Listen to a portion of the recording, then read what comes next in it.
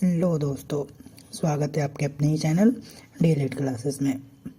तो जैसे कि आपको पता है कि हम लोग मैथ के साथ साथ लगभग सारे सब्जेक्ट का प्रैक्टिस सेट इस सेशन हमारे चैनल पे कराई जा रही है। इसी बीच हम लोग का हमारा ये मैथमेटिक्स का 7वां सेशन है। ठीक, अगर पिछला सेशन आपने नहीं देखा है तो कृपया जाके चैनल के प्लेलिस्ट में जाके आप देख सकते हैं। मैथमेटिक्स का ये हमारा सीट नंबर ये हमारा है, ये 7वां है। तो चलिए देखते हैं आधे घंटे के अंदर हम लोग कितना क्वेश्चन कर पाते हैं, और हमारा टारगेट रहेगा कि मिनिमम हम लोग 10 क्वेश्चन कर लें। चलिए, पिछले सेशन में हम आपको क्वेश्चन नंबर 35 तक करा दिए हैं, जिसका आंसर आया था हमारा 16,758 रुपया। ये अगर आप पहले का सेशन नहीं देखें तो चैनल के प्लेलिस्ट में जाके देख सकते हैं। और हाँ, चैनल पे पहली बार आ रहे हैं तो चैनल को सब्सक्राइब करना ना भूलिएगा। ठीक, और आपको सेशन पसंद है तो आप अपने दोस्तों के साथ भी शेयर कर सकते हैं। ठीक, चलिए, तो आज का हमारा पहला क्वेश्चन है, यदि ए का 1/3 इज इक्वल टू बी का 75% इज इक्वल टू सी का 0.6 हो तो ए और बी और सी का रेशियो आपको पता करना है। ठीक, ए बी सी का आपको रेशियो पता करना है। ठीक, तो चलिए, सबसे पहले का मतलब आपका मल्टीप्लाई का साइन होता है, आपको पता है। 75% को हम कितना लिख सकते हैं, 25 75 और 25 चौका 100 यानी 3/4 लिख सकते हैं। और 0.6 को हम क्या लिख सकते हैं, यानी 3/5 लिख सकते हैं। ठीक, तो चलिए, हमारा आज का पहला क्वेश्चन है, ए का 1/3 इज इक्वल टू है बी का 75% को हम 3/4 लिख सकते हैं। 3/4 इज इक्वल टू है हमारा सी का हमारा 0.6 यानी 3/5 लिख सकते हैं। मान लीजिए हम सबके बराबर हम एक कोई कांस्टेंट के ले लेते हैं, तो हमारा ए इज इक्वल टू क्या हो जाएगा, ए इज इक्वल टू हो जाएगा हमारा 3k। सिमिलरली क्या हो जाएगा हमारा बी इज इक्वल टू हो जाएगा 4k/3 हो जाएगा। 4k/3 क्योंकि सबके बराबर के है तो b into 3/4 is equal to जब हम के करेंगे तो हमारा b का मान क्या हो जाएगा 4k/3, जो कि सबके बराबर हमने के मान रखा है। तो c इज इक्वल टू हमारा क्या हो जाएगा 5k/3। तो हम ए बी और सी का रेशियो लेंगे, A ratio B ratio C जब लेंगे तो हमारा क्या हो जाएगा 3k 4k/3 और ये हमारा 5k/3। तो ये कि सारे में कट जाएगा, कॉमन है सारे, ये कट जाएगा। और किसी भी रेशियो को हम एक किसी भी चीज़ से मल्टीप्लाई और डिवाइड सब जो भी कर सकते हैं। तो हम यहाँ पे इसको प्रॉपर फ्रैक्शन में लाने, प्रॉपर रेशियो बनाने के लिए क्या इसको हम 3 से मल्टीप्लाई कर देते हैं। तो ये क्या हो जाएगा हमारा 3 × 9 और ये 3 से करेंगे तो ये 3 से हमारा कट जाएगा यानी 4, और ये 3 से कट जाएगा यानी 5, यानी हमारा करेक्ट जो प्रॉपर रेशियो हो जाएगा क्या हो जाएगा 9:4:5, यानी करेक्ट आंसर क्या हो जाएगा हमारा ऑप्शन डी। वैसे आपको एग्जाम में इतना लिखने की ज़रूरत नहीं है, आप डायरेक्ट के को एज्यूम करके ही डायरेक्ट इतना करके और डायरेक्ट ये इतना में ही कर सकते थे। आपको समझाने के लिए मैंने इतना बताया। चलिए, नेक्स्ट क्वेश्चन है हमारा, दूध और पानी का एक मिश्रण ऐसा है, दूध और पानी का एक मिश्रण ऐसा है जिसमें दूध पानी का 3/5 भाग है, तदनुसार उस पूरे मिश्रण में दूध का भाग कितना है आपको बताना है। पार्ट ऑफ मिल्क से आपको टोटल में इसका रेशियो बताना है, एक प्रकार से रेशियो होगा। तो चलिए देखते हैं इसको। तो क्या करना है आपको, सबसे पहले जो बाई में जो दिया है ना, इसी को हम टोटल क्या कह रहा है जिसमें दूध पानी का, तो मान लीजिए भाई इसमें क्या है पानी का जो मात्रा है, पानी की मात्रा है। ठीक, इसको हम 5 यूनिट ही मान लेते हैं। ठीक, 5 यूनिट मान लेंगे तो हमारा दूध का मात्रा कितना हो जाएगा। क्वेश्चन नंबर हमारा ये 37 है। ठीक, पानी की मात्रा 5 यूनिट मान लेंगे तो हमारा दूध की मात्रा क्या हो जाएगा, 5 का 3/5 यानी 3 यूनिट ही आएगा। आपको ये लिखने के लिए बता रहे हैं 3 यूनिट आ जाएगा। तो टोटल हमारा मिक्सर कितना का हो जाएगा, टोटल यूनिट ऑफ मिक्सचर क्या हो जाएगा, टोटल यूनिट कितना हो जाएगा हमारा, टोटल हो जाएगा 5 और 3 8 यूनिट का टोटल मिक्सर हो जाएगा। बट दूध का कितना भाग है, तो दूध हमारा कितना है 3 यूनिट है और टोटल कितना है हमारा, कितना में से टोटल हमारा 8 यूनिट है, यानी दूध का कितना भाग है 3/8 है टोटल का, यानी करेक्ट आंसर क्या हो जाएगा आपका ऑप्शन सी। वैसे इतना लिखने की ज़रूरत भी नहीं थी, बस आपको समझाने के लिए आपको डायरेक्ट पानी इतना मान लेना था, ये दूध उसका भाग हो जाता है तो टोटल आपका मिक्सर कितना का हो जाता है 8 यूनिट हो जाता, और दूध का आपको पता है 3 है, तो यानी 3/8 डायरेक्ट आप क्वेश्चन से ही कर सकते थे। चलिए आपको समझाने के लिए उतना बताया। चलिए हमारा नेक्स्ट क्वेश्चन है, क्वेश्चन नंबर 38 है। चलिए अगर आपको खुद से करना है तो वीडियो को पॉज करेंगे और खुद से करने की कोशिश करेंगे, नहीं तो हम आपको बताते हैं।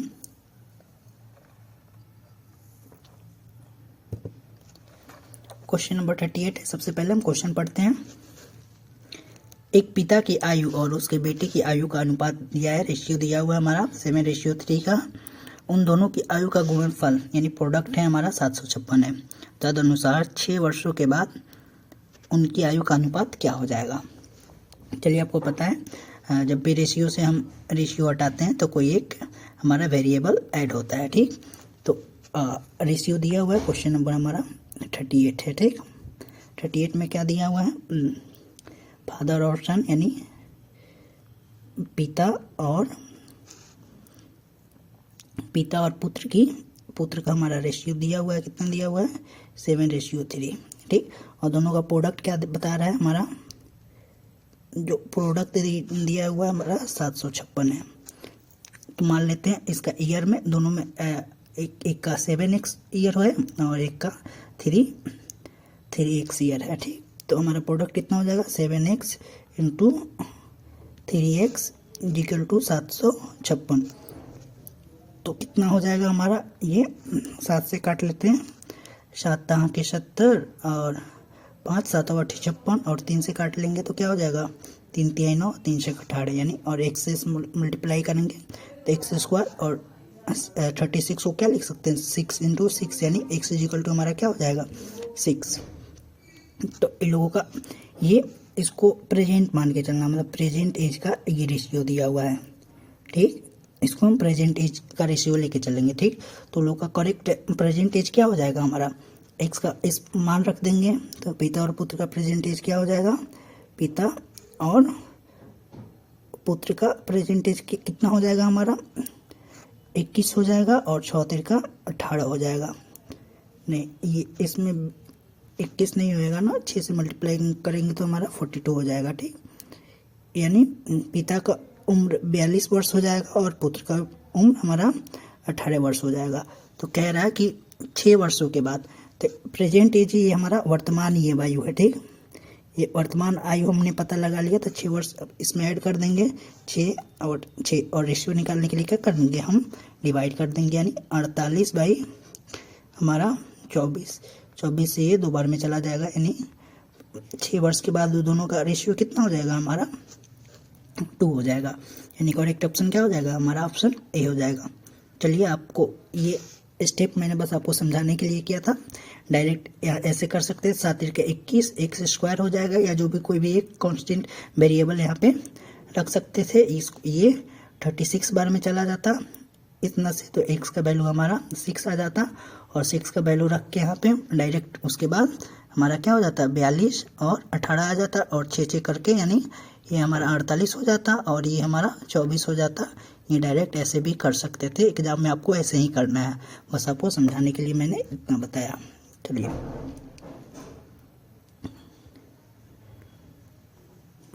नेक्स्ट क्वेश्चन है हमारा, क्वेश्चन नंबर 39 है, ठीक। चलिए सबसे पहले क्वेश्चन पढ़ लेते हैं। हमारा ये भी कौन से एवरेज चैप्टर का ही है। 5 संख्याओं का औसत 27 है। यदि उनमें से एक संख्या निकाल दी जाए तो औसत 2 की कमी आ जाती है। तदनुसार निकाली गई संख्या आपको बताना है। चलिए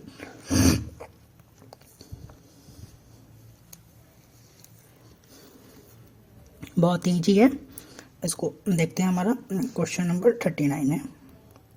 आपको समझाने के लिए ऐसे लिख रहे हैं, फिर आपको बताएंगे आपको एग्जाम में कैसे करना है। 5 संख्याओं का औसत 27 है, तो इसका टोटल योग कितना हो जाएगा हमारा 5 × 27 हो जाएगा। टोटल प्रोडक्ट कितना हो जाएगा हमारा 5 × 27 हो जाएगा। उनमें से एक संख्या निकाल दी जाए तो औसत में से कितनी संख्या 2 कम हो जा रही है।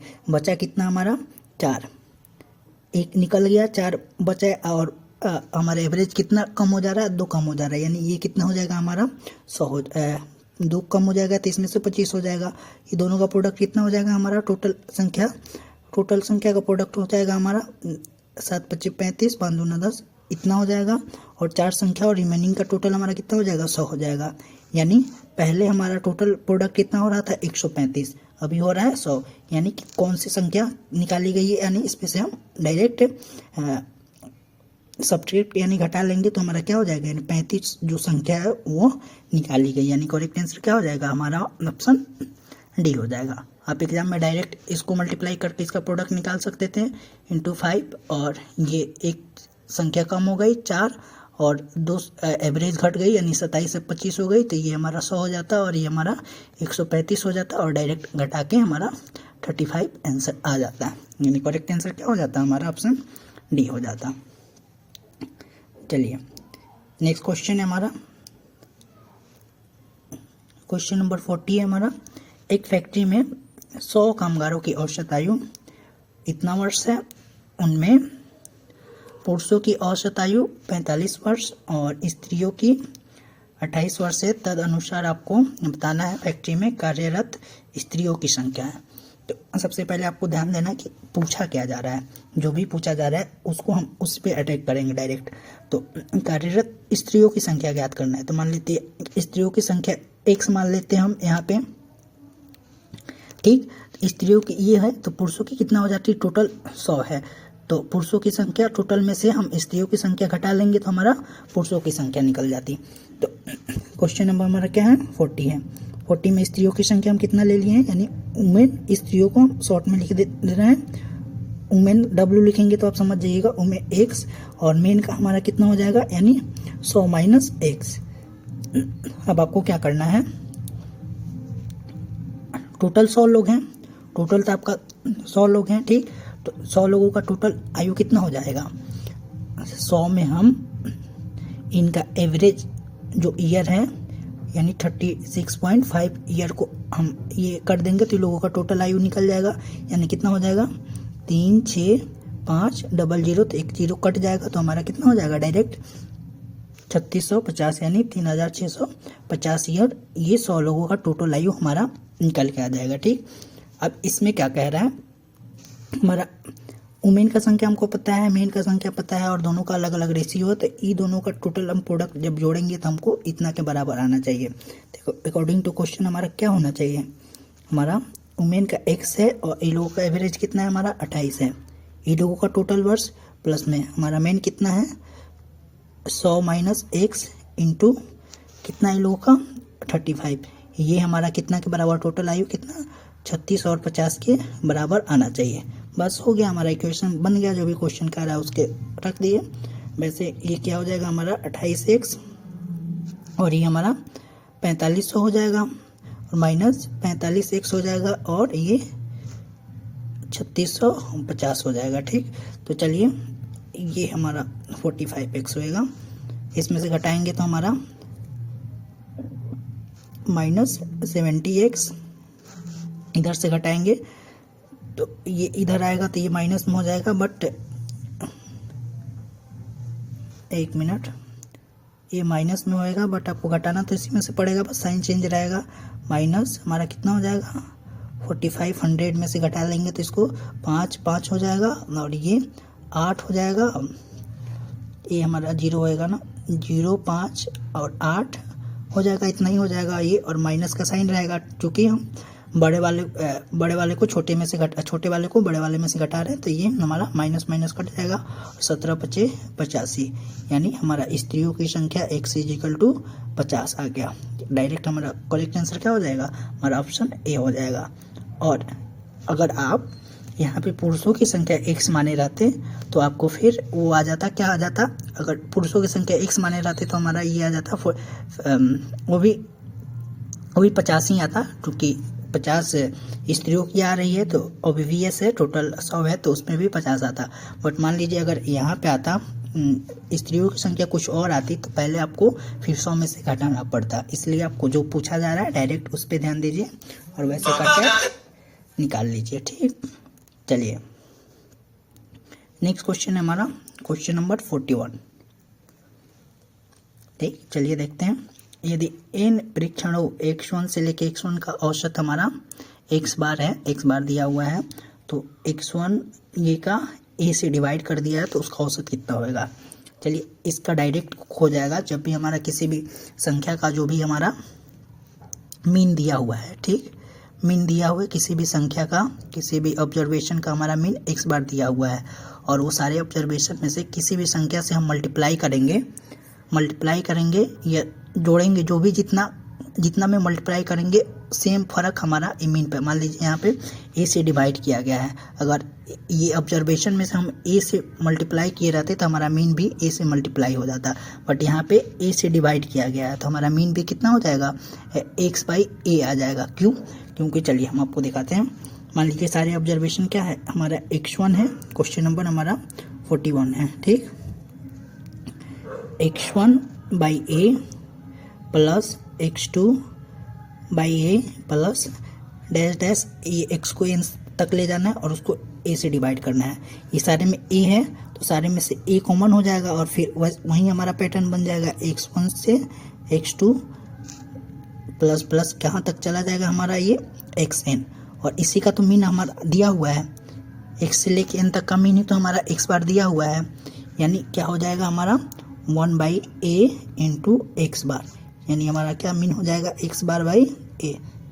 तो अगर ऑब्जर्वेशन में हम a से डिवाइड कर देते हैं तो हमारा औसत एवरेज यानी मीन हमारा उतना से ही डिवाइड हो जाएगा, यानी करेक्ट आंसर क्या हो जाएगा, हमारा ऑप्शन सी हो जाएगा। चलिए आशा करते हैं आपको समझ में आया होगा, ये आपको समझाने के लिए बताया है, बट इतना याद रखिए मीन में ऑब्जर्वेशन में जो भी चीज़ से मल्टीप्लाई या डिवाइड करते हैं वो हमारा मीन यानी एवरेज पे हमारा डायरेक्ट वही इफेक्ट पड़ता है, यानी यहाँ पे डिवाइड किया गया है तो हमारा मीन उतना से डिवाइड हो जाएगा, यानी करेक्ट आंसर हमारा ऑप्शन सी हो जाएगा। चलिए नेक्स्ट क्वेश्चन है, क्वेश्चन नंबर हमारा 42 है। चलिए अगर आपको खुद से करना है तो आप खुद से कर सकते हैं, नहीं तो चलिए देखते हैं, पढ़ते हैं क्वेश्चन क्या कह रहा है हमारा। क्वेश्चन है, राम ने एक गाय 136 रुपये में बेची और उसमें 15% का हानि हुई, तद अनुसार उसे 15% लाभ के लिए उस गाय को कितने रुपए में बेचना चाहिए, ठीक। तो चलिए इसको सॉल्व करते हैं, बहुत ईजी, आप फार्मूला की तरह सॉल्व कर देते हैं, बट यहाँ पे फार्मूला नहीं डायरेक्ट 100 मान के करते हैं। मान लीजिए उसका हम CP मान लेते हैं, हम हमारा क्या CP मान लेते हैं हम 100 रुपया, ठीक।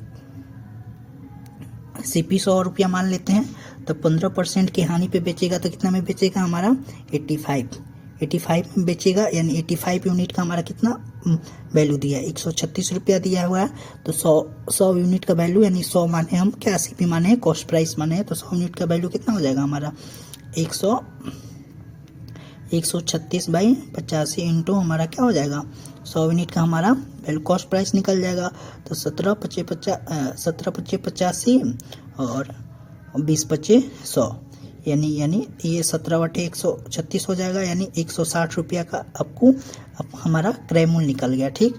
तो उससे 15% लाभ के 15% लाभ के लिए गाय को कितने रुपए में बेचना चाहिए, तो हमारा CP पता चल गया, CP हमारा 160 रुपया पता चल गया, और इसको 15% लाभ के बेचने के लिए कितना पे बेचना चाहिए, इसको 115% में बेचना चाहिए। 15% लाभ के लिए 100 से जितना ज़्यादा बेचना चाहिए इसको, तो इसको डायरेक्ट ऐसे करके बना देंगे, 5 दूना 10, 5 3 15 और 2 8, यानी कितना हो जाएगा हमारा 8 3 का 24 और 8 दूना 16 और 2 18, यानी 184 रुपया में उसको बेचना चाहिए। करेक्ट आंसर क्या हो जाएगा हमारा ऑप्शन डी हो जाएगा। ठीक, आशा करते हैं एकदम इजी वे में बताया मैंने। ऐसे करने से ना CP 100 करने से आपको का कैलकुलेशन जो होता है ना वो बहुत कम होता है। चलिए, अगर आपको समझ में ना आए तो वीडियो को पीछे करके आप दोबारा से देख सकते हैं। चलिए, करेक्ट आंसर क्या हो जाएगा हमारा? ऑप्शन डी आ जाएगा। चलिए, नेक्स्ट क्वेश्चन है हमारा क्वेश्चन नंबर 43।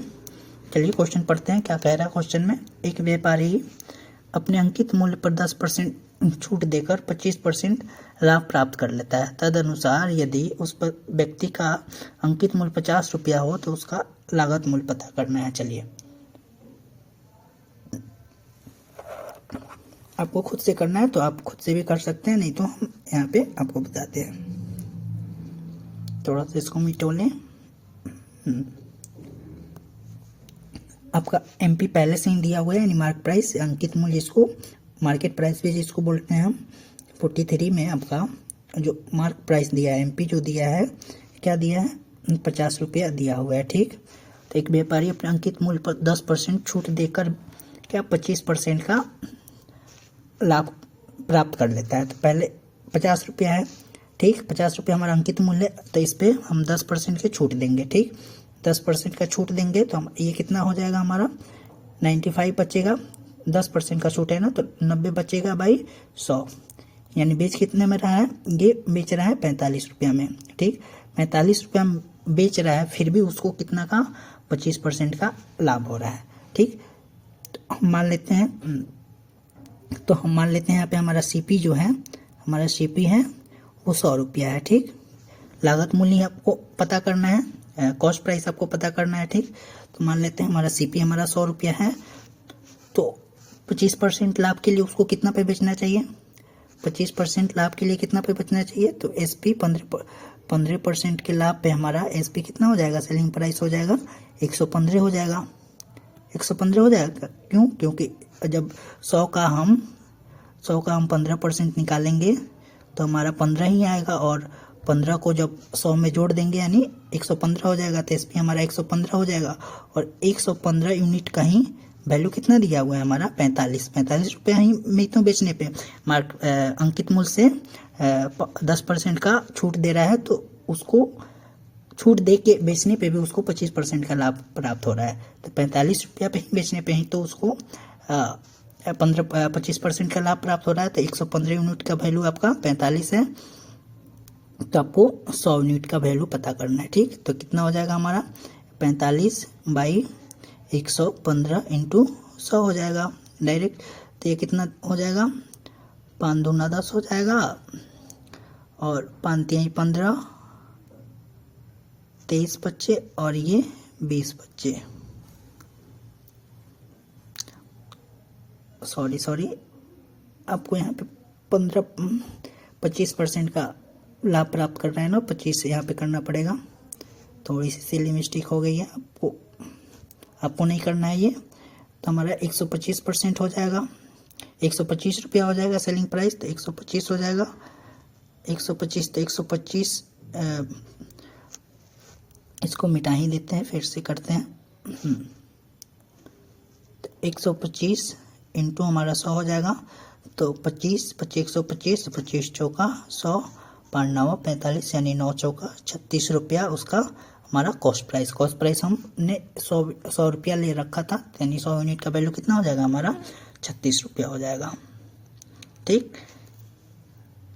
चलिए आशा करते हैं आपको ये समझ आ गई। क्या करना है आपको? अंकित प्राइस आपको दिया हुआ है, अंकित मूल्य पे 10% का छूट देता है। 10% का छूट देता है तो कितना पे बेच रहा है? 45 रुपये में बेच रहा है, और 45 रुपये में बेचने पे भी उसको 25% का लाभ मिल रहा है। तो मान लेते हैं हमारा कॉस्ट प्राइस आपको पता करना है, तो कॉस्ट प्राइस मैंने 100 मान लिया। ठीक, यानी लागत मूल्य मैंने 100 मान लिया, तो 100 मान लिया तो 25% लाभ पाने के लिए वो कितना में बेचेगा? 125 रुपये में बेचेगा। 125 में बेचेगा क्योंकि 100 का जब हम 25% निकालेंगे तो हमारा कितना हो जाएगा? यहाँ पे 25% निकालेंगे तो हमारा 25 हो जाएगा, और 100 में 25% का लाभ हमारा 25 रुपया हुआ, तब 25% लाभ कमाने के लिए कितना हमारा 125 रुपये में आपको बेचना पड़ेगा। ठीक, तो 125 रुपया का ही वैल्यू हमारा कितना है? 45 रुपये में बेचने पे ही तो उसको मिल रहा है 25% का छूट, तो यानी 125% का वैल्यू हमारा 45 है, तो 100 यूनिट का वैल्यू निकाल लेंगे तो यानी हमारा 36 रुपया हो जाएगा। चलिए क्वेश्चन नंबर 44 देखते हैं। चलिए, अगर आपको खुद से करना है तो आप वीडियो को पॉज करके खुद से करने की कोशिश कर सकते हैं। ये सारे ही परसेंटेज, अगर आपका परसेंटेज चैप्टर ठीक है तो ये सारे प्रॉफिट लॉस ये सारे एक जैसे लगने लगेंगे और बहुत ही इजी हो जाएगा। चलिए तो देखते हैं हमारा नेक्स्ट क्वेश्चन है। नेक्स्ट क्वेश्चन है, ए बी को एक वस्तु 20% लाभ पे बेचता है, बी उसे सी को 10% लाभ पे बेच देता है। तदनुसार सी को ए की तुलना में उसे कितना परसेंट ज़्यादा भुगतान करना होगा।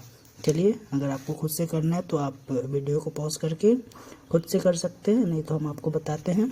सबसे पहले आपको बेसिक से बताते हैं, फिर आपको इसको एग्ज़ाम में कैसे अटेम्प्ट करना है उसको भी बताएंगे। चलिए, तो हमारा क्वेश्चन नंबर है 44 है। ए बी को एक वस्तु 20% लाभ पे बेचता है। तो मान लीजिए ए उसे खरीदता है कितने में, ए का सीपी मान लेते हैं, कॉस्ट प्राइस लागत मूल्य क्या हो जाएगा, हम 100 ले लेते हैं। ठीक, 100 ले लेते हैं तो उसे बी को कितना में बेचेगा, 20% लाभ का परसेंटेज में 100 लेने का हमको यही फ़ायदा होता है कि जितना भी परसेंट अगर 100 का निकालेंगे हमारा उतना ही हो जाता है। यानी 100 का 20% हम निकालेंगे तो 20 हो जाएगा। यानी ए बी को कितना में बेचेगा, 120 रुपया में बेचेगा। ठीक, 20% लाभ पे अब क्या करता है, बी उसे है उसी को 10% लाभ पे बेच देता है। फिर इसका जो है ये बी के लिए सीपी हो जाएगा, ये बी के लिए सीपी हो जाएगा 120 रुपया में, जो कि ये 20% लाभ पे बेचा है तो ये बी का सीपी हो जाएगा, बट ए का ये हमारा एसपी हो जाएगा। तो बी और बी से कितना में बेचता है, 10% लाभ पे, तो इसका 10% निकालेंगे तो हमारा कितना आ जाएगा, ये 12 आ जाएगा। 12 आ जाएगा, आप निकाल के देख सकते हैं। 120 इंटू 10/100, तो ये 0 कट जाएगा तो हमारा क्या हो जाएगा, 12 आ जाएगा। वही डायरेक्टली मैंने लिख दिया। तो ये बी सी को कितना में बेचेगा, इसमें 12 ऐड कर देंगे तो हमारा कितना हो जाएगा, 132 हो जाएगा। तो पूछ रहा है कि तद अनुसार सी को ए की तुलना में कितना परसेंट ज़्यादा भुगतान करना पड़ा है। तो ए और सी की तुलना करेंगे। हमारा ए का हमारा 100 है और सी के लिए ये प्राइस क्या हो जाएगा, ये सी के लिए इसका सीपी हो जाएगा। ठीक, तो ए को 100 रुपया में खरीदा है और बी जो है इसे 132 रुपया में खरीदा है। ठीक, तो ये कितना परसेंट कितना ज़्यादा है, 32। यानी ये यही हमारा परसेंटेज में भी वैल्यू हो जाएगा। परसेंटेज में 100 मारने का हमारा यही फ़ायदा होता है। नहीं तो चलिए, आप परसेंटेज किस पे निकलता है, हमेशा 20 प्राइस को लेके निकालते हैं तो हमारा क्या हो जाएगा, कितना ज़्यादा है, 32/100, और 100 से जब मल्टीप्लाई करेंगे तो हमारा 100 और 100 कट ही जाएगा। यानी डायरेक्ट इसी को मैंने 32% लिखा। यानी करेक्ट आंसर क्या हो जाएगा, हमारा ऑप्शन सी हो जाएगा। ये तो रहा आपका बेसिक, बट अगर आपको ध्यान से देखेंगे आप तो ये क्या है, ये सक्सेसिव परसेंटेज का केस है। क्यों, क्योंकि ए बी को बेचता है और बी सी को बेचता है, लगातार होता है, एक ही वस्तु को बढ़ाया जा रहा है, पहले 20% फिर 10%। तो मैंने सक्सेसिव परसेंटेज का आपको फॉर्मूला बताया है, क्या हो जाएगा आपको, आप डायरेक्ट निकाल सकते हैं। क्या निकाल सकते हैं, 20 + 10 + 20 इंटू 10/100 का ये आपका 20 और 10 का सक्सेसिव परसेंट क्या निकाल लेंगे तो हमारा क्या हो जाएगा, 20 10 30, और ये 0 से 0 कट जाएगा, +2 यानी 32% आपका ऐसे भी डायरेक्ट आ जाएगा। क्या होता है, सक्सेसिव परसेंटेज का फॉर्मूला होता है आपका a + b + a into b/100। इससे डायरेक्ट अगर सक्सेसिव केस जहाँ भी आपको लगे हम डायरेक्ट निकाल सकते हैं। यानी हमारा करेक्ट आंसर क्या हो जाएगा, हमारा ऑप्शन सी हो जाएगा। चलिए, हमारा नेक्स्ट क्वेश्चन है, आज का सेकेंड लास्ट क्वेश्चन है हमारा। फिर 46 तक करके हम लोग रहने देंगे, फिर जो भी आगे का क्वेश्चन है वो अगले प्रैक्टिस टेस्ट में किया जाएगा। चलिए, अगर आपको खुद से करना है तो आप वीडियो को पॉज करके आप खुद से कर सकते हैं, नहीं तो हम आपको बताते हैं।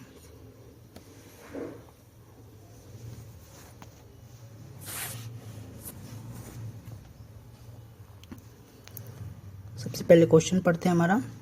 एक संख्या का 3/7 का 2/3 का 3/5 150 है, तद अनुसार उस संख्या का आपको 60% बताना है। चलिए, आपको बेसिक से ही बेसिक, और इसका कोई शॉर्टकट नहीं है। यहाँ शॉर्टकट ये नहीं है कि आप संख्या को कुछ नहीं यूनिट में मान के बना सकते हैं, बट आपको समझ में ना आए तो मान लीजिए ये संख्या आपको x है। क्वेश्चन नंबर हमारा क्या है, 45 है। ठीक, तो x का मल्टीप्लाई होता है, मीन्स 3/7 का 2/3 का हमारा 3/5 कितना है, 150 है। ठीक, तो संख्या क्या हो जाएगा, x इजिकल टू पहले ये 3 से 3 कट जाएगा, यानी क्या हो जाएगा हमारा 150 इंटू 5 इंटू 7/3 इंटू 2 हो जाएगा। 3 दूना 6, 6 यानी 25 छक 150 हो जाएगा ये हमारा। ठीक, यानी 35 इंटू हमारा संख्या x इजिकल टू ये हो गया। तब इसका आपका 60% निकालना है। 60% को हम क्या लिख सकते हैं, 20×3 60 और 20×5 100, 3/5। तो इसका हमको 3/5 निकालना है, तो इसको हम 5 से काट देंगे, यानी हमारा हो जाएगा